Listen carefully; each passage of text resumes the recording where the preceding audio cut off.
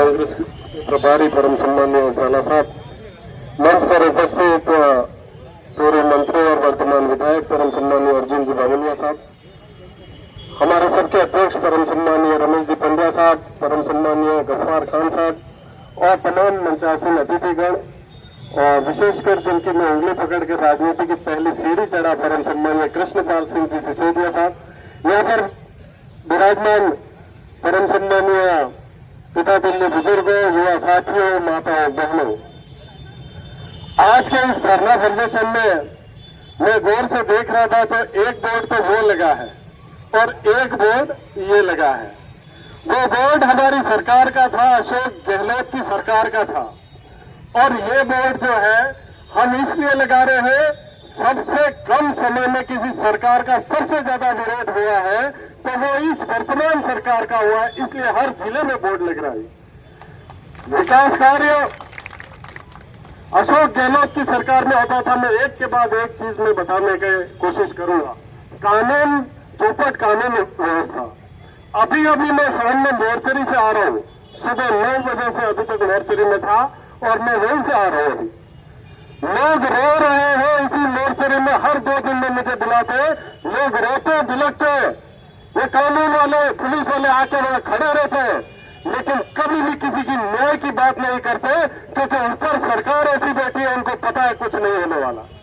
एक बेटी को सरेआम चौराहे पर तलवार से काट दिया जाता है।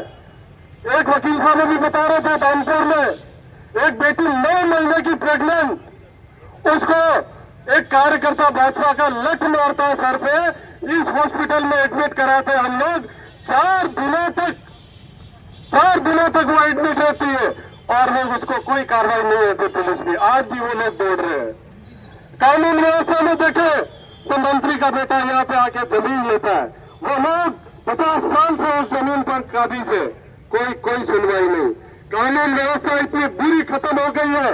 अगर अशोक गहलोत की सरकार होती, कांग्रेस की सरकार होती और मैं भी कोई गलती करता तो सलाखों के पीछे होता। साथियों, ये जनता की सरकार थी, और अभी उनके छोटे मोटे कार्यकर्ता भी होते तो थाने वाले नाम लेने को तैयार नहीं।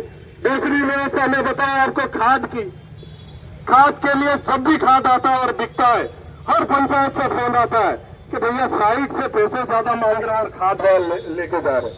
हमारे जैसे लोग वहां जाके लड़ाई करते हैं, तब जाके किसानों को खाद दिया जाता है। ये टीएडी मंत्री बैठे, वो अशोक गहलोत सरकार थी, उस समय खाद बीज सब लोगों के पास में जाता था, किसी को हाथ जोड़ने कहीं जाना नहीं पड़ता था। ये व्यवस्था इन सरकार ने कर दी। स्मार्ट मीटर में नई जनरेशन ज्यादा समझती है। स्मार्ट मीटर आपने पास में स्मार्टफोन है, ये वीडियो बना रहे स्मार्टफोन से। मैं आपको बताऊं, स्मार्टफोन है, पहले रिचार्ज कराओगे तब जाके ये फोन चलेगा। वैसा ये स्मार्ट मीटर लगने जा रहा है। अगर पहले पैसे रखोगे तो लाइट आएगी। एक वो सरकार थी जिसमें लाइट फ्री कर दिया करते थे कि लाइट का बिल नहीं आता था। हम लड़ाई करते थे, किसी का गलती से बिल आ जाए तो एसी साहब को वो बिल कैंसिल करना पड़ता था और वो 0 बिल करा जाता था। बदहाल सड़कें। अभी मीटिंग हुई और उस मीटिंग में उन्हीं की भाजपा के मुख्यमंत्री की मीटिंग में उनका कार्यकर्ता आके कहता है कि साहब पत्थर तो इतने बड़े खड्डे तो इतने बड़े हो गए कि मैं कूतरे मोटे देखा तो नहीं हुई हूँ, एटला मोटा खाड़ा थी क्या। मैं एक सोरा हमारे गांव में से खाड़ा पड़ी मरी क्यों तो अब भी बाड़ी नहीं रही हूँ। उसकी गांव, उसकी सरकार में उनका कार्यकर्ता बोलता है। ये स्थिति उनकी करती। चर्चर स्कूल भवन आप सब जानते हो, और मैं आपको एक आश्चर्यजनक चीज बताता हूँ कि अपने मंत्री जी ने, बामरिया जी ने करीब 90% जो स्कूल दिए थे उनको कैंसिल कर दिया गया। उन स्कूलों की सैंक्शन को कैंसिल कर दिया गया और वो बजट कहीं और लगाया गया। क्या हमारे बच्चों के, हमारे आने वाली पीढ़ी का एजुकेशन जरूरी नहीं समझा इस सरकार ने? दूसरा एक और पॉइंट है ये परिसीमन वाला। बिना किसी के पूछे कानून व्यवस्था को ताक में रखकर इन पंचायतों का परिसीमन किया जा रहा है। हर जगह आवाज उठ रही है, रोज कलेक्टर में धरने हो रहे हैं, लेकिन सुनने वाला कोई नहीं है। मनरेगा की बात करते हैं, हम हर ब्लॉक में जा रहे हैं, कभी छोटी सरवन किया, तलवाड़ा किया, गढ़ी किया, और 7 तारीख को यहाँ अर्चना में भी है। मैं आपसे निवेदन करूं कि 2005 में कांग्रेस की सरकार ने मनमोहन जी की सरकार ने नरेगा लाए थे। उन्होंने पूरे भारत में सर्वे किया, 200 गांवों में पहले उसमें लागू किया एक्सपेरिमेंट के तौर पर। उसके बाद 2008 में संपूर्ण भारत में इसको लागू किया। उसके पीछे का कारण क्या था? कारण यह था कि पहले पैसा सरकार का आता, पूंजीपतियों के हाथ में आता और वो रोटेट होकर वापस सरकार में जाता, गरीब देखता रह जाता। सरकार ने, हमारी कांग्रेस की सरकार ने ये सोचा कि अगर पैसा आए तो गरीब के खाते में आए, गरीब की जेब में आए, जिससे उसका बच्चा पढ़ सके, उसकी छतें मजबूत हो सके, वो आगे आ सके। नरेगा एक मजदूर का, एक गरीब का सहारा था।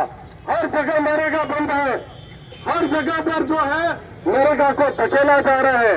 मैं आपसे निवेदन करता हूँ, यह आंदोलन बहुत बड़ा आंदोलन होगा, क्योंकि नरेगा गरीब का सहारा था। स्कूटियां हम इसी कलेक्ट्रेट में टीआईटी भवन है, यहाँ नीचे आप में से कई लोग आए भी होंगे।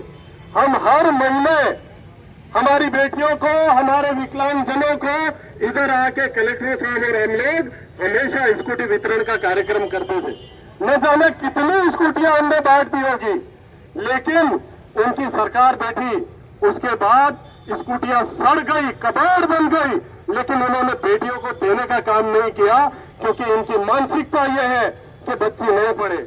मैं आपको निवेदन करूं, कोई सा भी ऐसा दिन नहीं है जिस दिन फोन नहीं आता हो कि गर्ल्स कॉलेज में भैया स्कूटी में पहली लिस्ट में नाम था, परसेंटेज सबसे ज्यादा थे, हमारे बाद वालों को स्कूटी मिल गई, लेकिन हमको नहीं मिली। उन बेटियों के लिए अगर लड़ाई लड़नी है और लड़ेगा तो कांग्रेस पार्टी के लोग लड़ेंगे, कांग्रेस लड़ेगी। साथियों, आप सबने यह बुलाया, मान सम्मान दिया और इस धरने के माध्यम से हम इस सरकार को आवाज पहुंचाएंगे। उसी शब्दों के साथ मैं अपनी बात खत्म करता हूं। जय हिंद, जय भारत, धन्यवाद साथियों।